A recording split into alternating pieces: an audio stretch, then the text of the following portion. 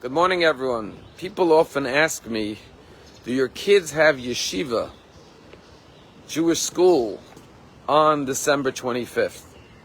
So let me begin with this week's Torah portion. The name is Vayechi, and he lived. And it says, and Jacob lived for 17 years in the land of Egypt. The last 17 years of Jacob's life, he lived in Egypt with Joseph and his family. And our rabbis say, Vayechi, the years that he lived the most, the best years of his life, because the number 17 has the numerical value as the word Tov, the best years of Jacob's life were in the land of Egypt. And the third Chabad Rebbe, the Tzemach Tzedek, came home from school once and asked his grandfather, the first Chabad Rebbe, the Alter Rebbe, how could it be that the best years of Jacob's life were in Egypt, not in Israel?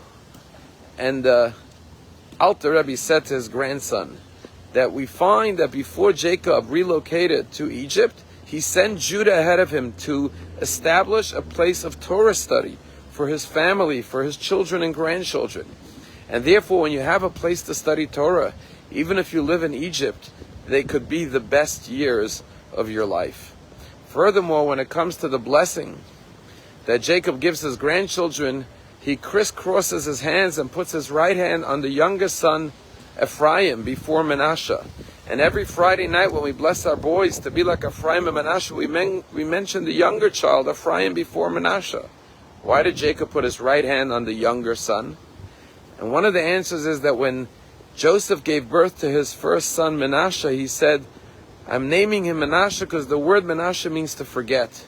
That God has allowed me to forget all my travails, my hardships, my challenges of my upbringing in my father's home with my brothers, the jealousy, being thrown into a pit.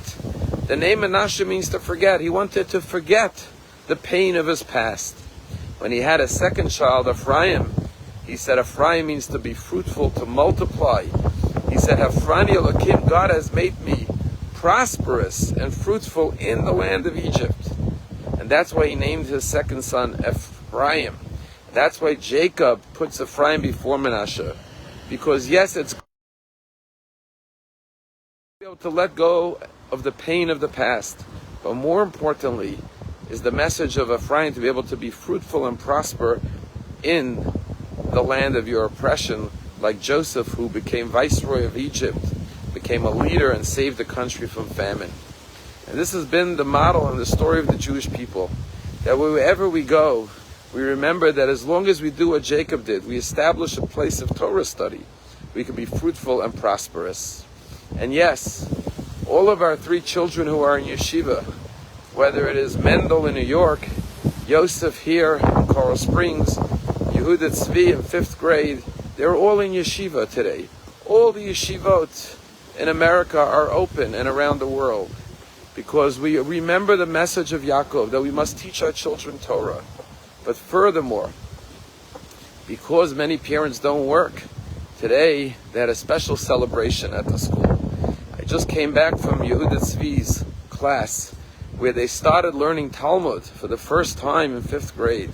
And they have a big breakfast and a celebration, and the fathers come to learn the first page of Talmud with their children. It's such an exciting thing. Your child will be studying Talmud for the rest of his life, but he gets his first volume of Talmud. And you sit next to your son and you learn with him the first page of Talmud. And what section did we learn? We learned Elu Metzios.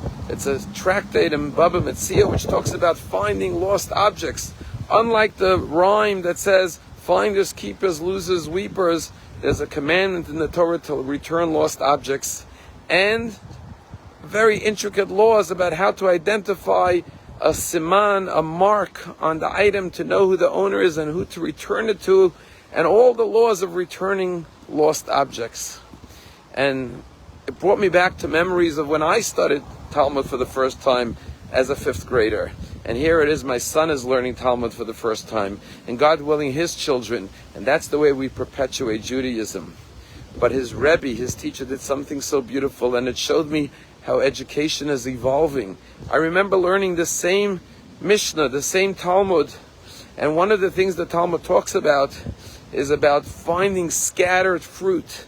And the Talmud discusses, did somebody put the fruit down in a public place and he's coming back to get it? or did it fall out of his bag and it's scattered all over, and therefore he's not coming to retrieve it, and you should pick it up and take it. And the Talmud says, what is the measurement to discern whether it's scattered or placed? The Talmud goes into a discussion that there has to be a kav, which is like 1.5 liters, scattered over 4 amot, which is about 6 feet by 6 feet. And then the Rebbe took out 1 liter of rocks, and he had marked on the gym floor a tape of 6 feet by 6 feet, and he threw the rocks all over the floor to show the boys what does it mean, the disbursement of the fruit over 6 feet, over 4 amot. That means the person dropped it, he did not place it there. And he made it come alive for the kids, and the kids were excited to see it.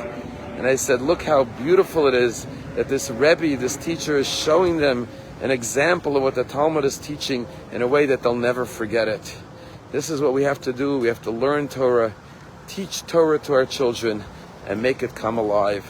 And then, like Jacob, we can live the best years of our lives anywhere in the world, because we have the nachas and the joy of seeing that our children are not just leading happy lives and content lives and fulfilling lives, but they're living proud Jewish lives and fulfilling their mandate to be a blessing. Have a wonderful day.